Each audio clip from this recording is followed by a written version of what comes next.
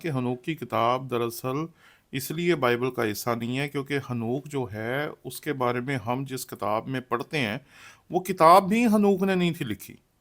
तो उस शख्स ने कहा फिर किसने लिखी थी? तो मैंने कहा जिस किताब में हम हनूक का जिक्र पढ़ते हैं वो किताब है दरअसल पैदाइश की किताब।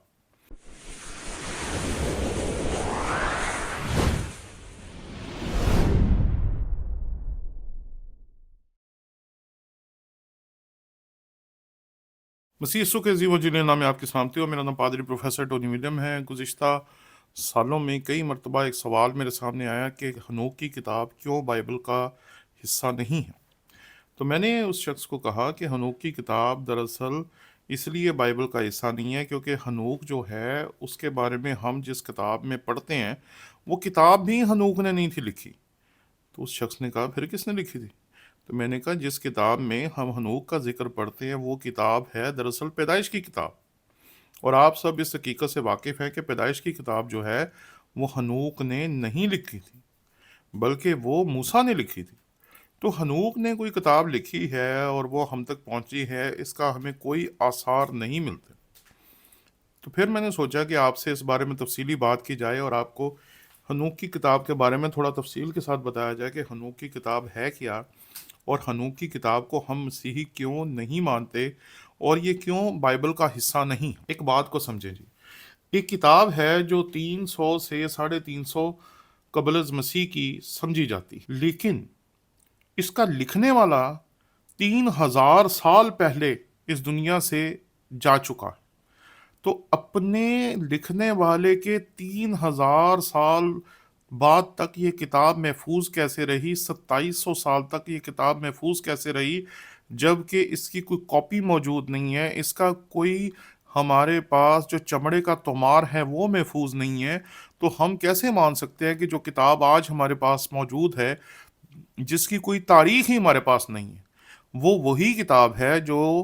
हनूक ने लिखी होगी। और इस बात की क्या गारंटी है कि जो हनूक था वो लिख सकता था, क्योंकि बहुत सारे नबी ऐसे हैं जो लिख नहीं सकते थे।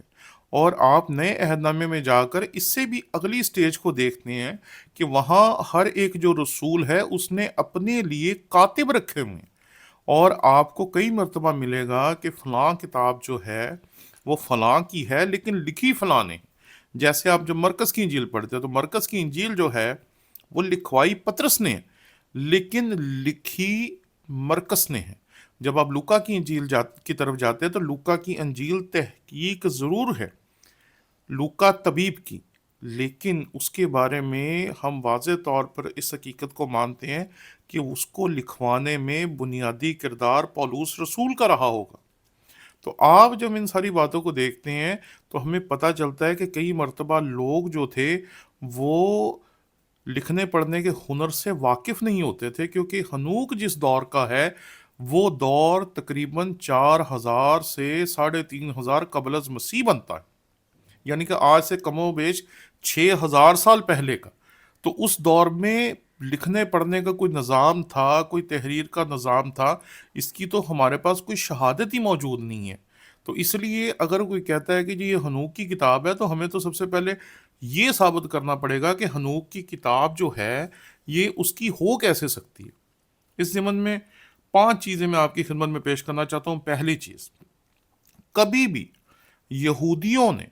इस किताब को अपनी मुकद्दस किताबों की फहरिस्त में, जिसे हम थियोलॉजी की ज़ुबान में फ़हरिस्त मुसल्मा कहते हैं,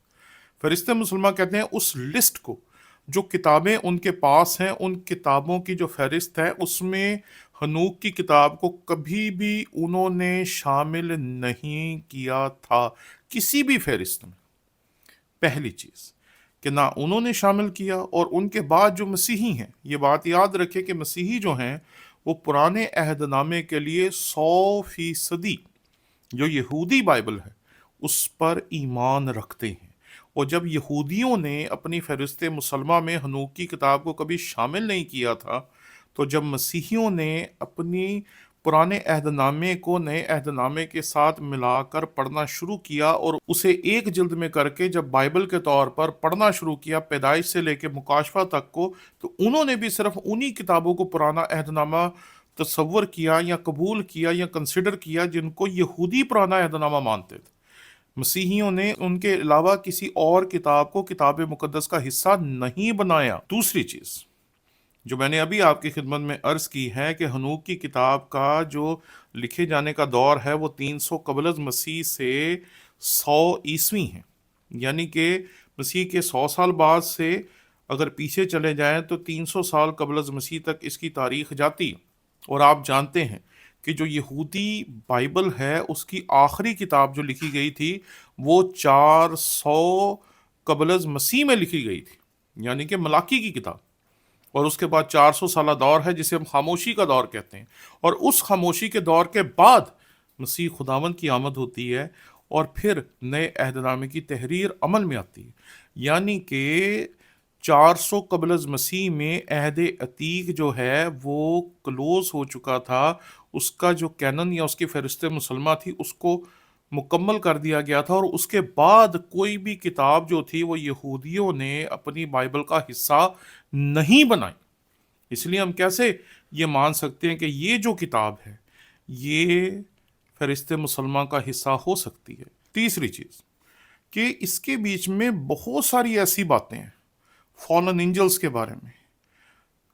جو گرائے گئے فرشتے ہیں ان کے بارے میں ایسی ایسی بے تکی اور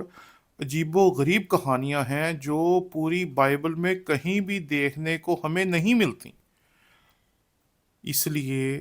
چونکہ یہ پرانے عہد نامے کی تھیولوجی، علم الہیات، نظریات، خیالات، تصورات کے خلاف ہے، اور نئے عہد نامے سے بھی اس کا کوئی میل نہیں ہے، اس لیے ہم نے نہ تاریخ میں کبھی اسے بائبل کا حصہ سمجھا اور نہ ہی ہم اسے بائبل کا حصہ تصور کرتے ہیں۔ اگلی چیز، یہاں اس حقیقت کو یاد رکھنا بہت ضروری ہے کہ جو ابتدائی مسیحی تھے وہ پرانے عہد نامے کے ساتھ ساتھ ایسی کتابیں جو اس وقت اس معاشرے میں عام تھیں اسے پڑھا کرتے تھے، لیکن غیر الہامی کتابوں کے طور پر، یعنی کہ بہت ساری کتابیں ایسی ہیں جو کہ غیر الہامی ہیں۔ یہ نہیں ہے کہ جو کتابیں بھی اس دور میں تھی ساری کی ساری الہامی تھی۔ اس دور میں سائنس پہ کتابیں لکھی گئی ہوں گی، تاریخ پہ کتابیں لکھی گئی ہوں گی، معاشرتی نظام پہ کتابیں لکھی گئی ہوں گی، اصول و قوانین پہ کتابیں لکھی گئی ہوں گی، اور وہ ساری کی ساری کتابیں الہامی نہیں ہوں گی۔ جو الہامی کتابیں ہوں گی ان میں ان کو کنسیڈر نہیں تھا کیا جاتا، لیکن پڑھا ضرور جاتا تھا۔ آخری چیز کہ پرانا عہد نامہ جس کی اتھارٹی یہودیوں کے پاس ہے، جس کے کینن کو کلوز کیا یہودیوں نے، جس کو ساری دنیا کے سامنے پیش کیا یہودیوں نے، اور اسی کو ہم نے اپنی بائبل کا حصہ بنایا اور آج تک وہ ہماری بائبل کا حصہ ہے۔ پرانا عہد نامہ پورے کا پورا ہم نے یہودیوں سے لیا، اور یہ بات میں واضح طور پر کہنا چاہتا ہوں کہ جس کتاب کو یہودیوں نے بائبل کا حصہ نہیں بنایا ہم بھی اسے بائبل کا حصہ نہیں سمجھتے، اور جو فرق ہے وہ پہلے میں نے آپ کے سامنے بیان کر دیا کہ 4000 سال پہلے، 3500 سال پہلے مصنف جو ہے وہ اس دنیا سے کوچ کر گیا ہے، اور اس کے 4000 سال بعد کتاب لکھی جا رہی ہے اور اس پہ نام لکھ دیا گیا ہے ہنوک کا۔ ہم اسے کہتے ہیں سوڈوگرافا۔ سوڈوگرافا کا مطلب ہوتا ہے کہ آپ کتاب آج لکھیں اور اس کے اوپر نام لکھ دیں کہ جی یہ تو قائد اعظم صاحب نے لکھی ہے، یا یہ تو کسی بہت بڑے پرانے مصنف نے لکھی۔ آج کے دور میں بھی لوگ ایسے کرتے ہیں کہ کوئی تحریر تیار کرتے ہیں اور اسے کسی پرانے واقعے کے ساتھ جوڑ کر بیچنے کی کوشش کرتے ہیں۔ اس لیے اس حقیقت کو سمجھیں کہ ہنوک کی کتاب کبھی بھی ہنوک کی تحریر نہیں ہو سکتی، اس وجہ سے کیونکہ رسولوں نے بھی کبھی اس کتاب کو الہامی نہیں سمجھا تھا، کیونکہ اگر رسول اسے الہامی سمجھتے اور وہ اس کتاب کو نئے عہد نامے کا حصہ سمجھتے یا بناتے یا پرانے عہد نامے کا حصہ بناتے تو پھر ہم بھی اس کتاب کو قبول کر سکتے تھے، لیکن یہ کتاب کبھی بھی فہرست مسلمہ کا حصہ نہیں رہی، اس لیے اسے نہ یہودیوں نے قبول کیا اور نہ مسیحیوں نے، کیونکہ اس کی کہانیاں پڑھ کے یوں لگتا ہے جیسے دیو مالائی کہانیاں چل رہی ہیں۔ اس وجہ سے یہودیوں نے اس کتاب کو کبھی بھی بائبل کا حصہ نہیں سمجھا، اور ہم مسیحی بھی اسے بائبل کا حصہ نہیں مانتے، اور اس کو بائبل کا حصہ نہ ماننے کے 5 شواہد ہیں یا 5 ثبوت ہیں جو میں نے آپ کی خدمت میں پیش کیے کہ یہ اس مصنف کی کتاب ہو نہیں سکتی جس کے نام سے اس کو منسوب کیا جاتا ہے۔ شکریہ۔